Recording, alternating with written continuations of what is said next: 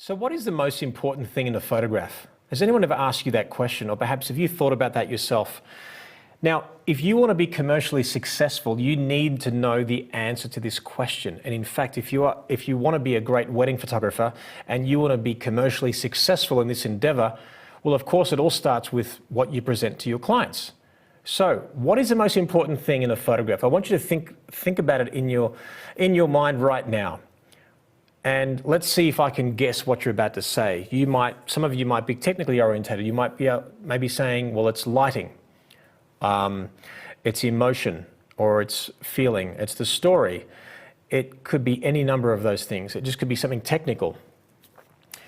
But I'm here to tell you that it'll surprise you what the answer to this question is, because it's actually even more obvious than you think. If I was to show you a photo like this, would you call this an award-winning photograph? Well, no. First of all, it's straight out of the camera. There's no Photoshop. It's literally straight out of the camera. This is basically a family portrait. We've got the groom here, the mum and dad, and the two brothers, okay? This basically tells us what this family looks like. That's pretty much it, okay? Now, if this was, let's say if this was you, okay? So you were this guy, and this photograph was shown to you, you would get the overall sense of the photograph, but then you would go straight to who you are and say, do I look handsome in this photograph? Well, I've got one chin, great, my eyes look good, I look slim, got a nice smile, I like this photograph, this is a good photograph. So what happens is that when we look at a photograph of ourselves, we first ask, do we like ourselves in this photograph? Do I look cute? Do I look handsome? Do I look cool? And so on. See, guys have three problems aesthetically. You would say gut, as in, does my belly look big? Do I have a double chin? Do I have a bald head? Three problems. Guess what women have? Everything. They focus on everything. You have to know, if you photograph a bride, she is conscious of everything. Her hair, her skin, her face, is she slim or not? Has she got curves in the right places, and so on? Are there little rolls of skin hanging over the dress, and so on and so on and so on? Like, they're conscious of everything, and that's fine. Certainly, there's more pressure on women from society to look perfect than guys, and certainly with guys, we're wearing a suit, so it's a lot more forgiving. But what I'm saying is we have to know that most people just want to look cute and look beautiful and stuff. But is that the most important thing really? Well, we'll come to that in a moment. After this photograph was taken, so this is a historical photograph, that this is what this family looks like. Now we get them to interact. Now it tells us a little bit more about, say, who they are, the way they interact and they have fun. Now, I come from a Greek background. I consider myself Greek, so I speak Greek. My parents are Greek-born, and we have a very huge, big Greek culture in Melbourne. So I understand, and I have two brothers. So there's three boys and parents, so I identify a lot with this family. So I know, and if you've ever seen My Big Fat Greek Wedding, the movie, or not exposed to Greek culture, there's a lot of truth to it, although it's quite over the top. Us Greeks, we're quite dramatic. We're over the top, and we celebrate, we're loud, and so on. So I got the groom in the foreground, and I got all the family and the parents to ham it up and scream and even slap the son in the head and all that kind of stuff. So you can see now that this photograph is a lot more meaningful. Now, do we still look good in the photograph? I would like to think that they all look pretty good, but it's actually becoming more meaningful, therefore it's more valuable. Well, now we're talking. Then I'm like, oh, come on, now give him a hug. He turns around, then the dad offers him a bit of a hug, and the brothers are totally into it. They're having fun, and then he hugs him. This would not have happened unless I somewhat directed it. And that's the thing, is that I believe, and my personal philosophy is that you are going to have moments where you capture because they're beautiful, they're in front of you. You happen to be with a beautiful, spontaneous, or loud, or obnoxious, or fun, or over the top, soft, cuddly, romantic, whatever it may be. There's going to be some polarizing emotion on a wedding day where your life is easy. You stand back with a long lens and you just shoot away, and you're the great photographer. Well, no, you just had great moments. I mean, it was pretty easy to click the camera.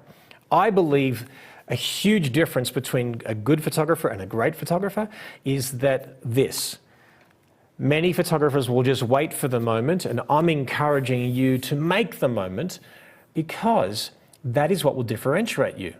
Let me explain even further. Let's say we could simulate a wedding. Let's say there were actors and same experience, like in other words, there was a play of sorts, okay? There was some kind of game or something that we could do to emulate the exact same wedding, and every photographer could put their own spin on this particular wedding.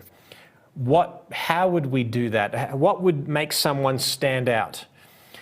Now, if every photographer, let's say, was not, say, proactive, and you simply photographed this wedding photojournalistically, in other words, you didn't pose a single finger, and you just photographed this wedding as it happened, yes, is there skill as a photojournalist? Absolutely. How to be in the right place at the right time, how to anticipate moments, how to read energy, how to shift energy without saying a single word.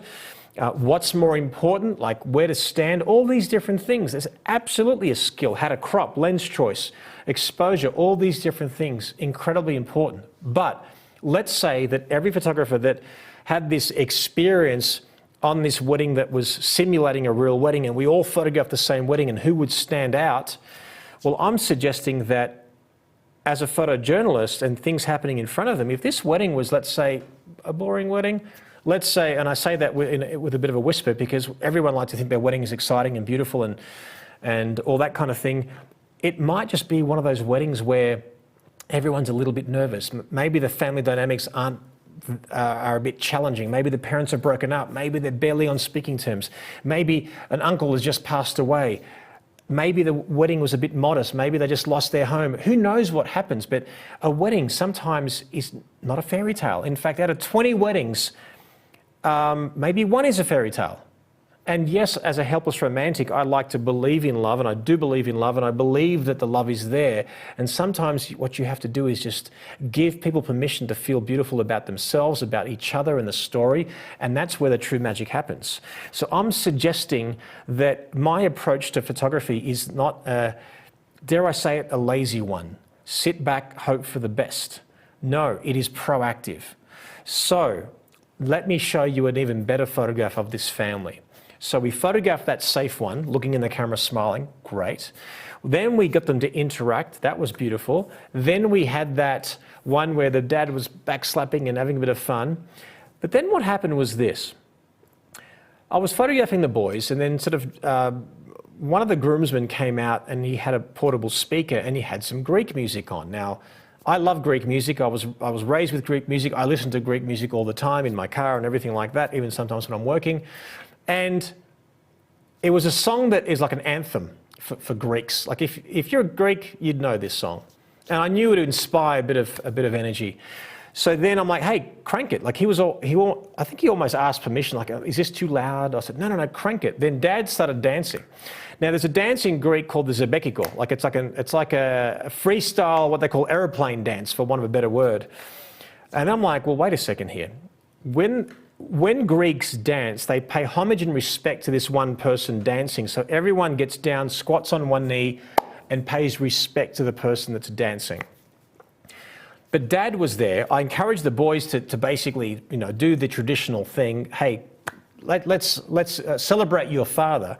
Then I got one of the groomsmen to grab the mother out, and all of a sudden now we have Mum, Dad dancing, being celebrated by the actual their sons.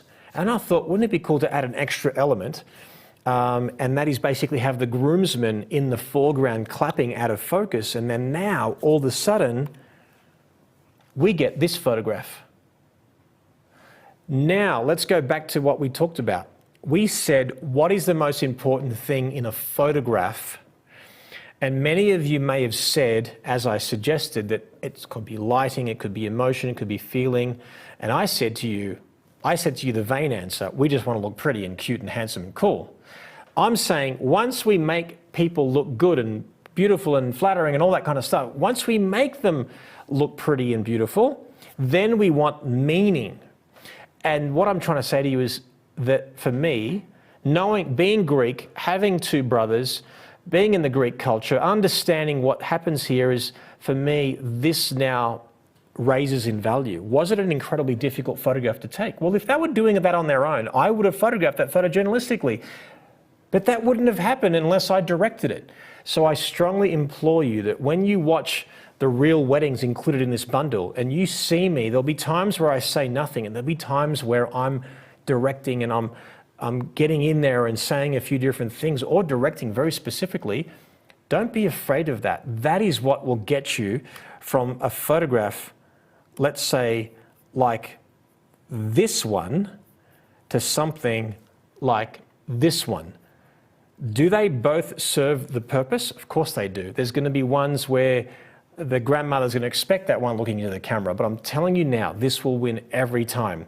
So can you imagine if you were placed amongst 100 photographers and everyone photographed this very reactively, and then here you are proactive? You will photograph what's happening, but you will add that beautiful moment of your own. So what is the most important thing in a photograph of yourself? Well, let's now be realistic based upon what we've just discussed.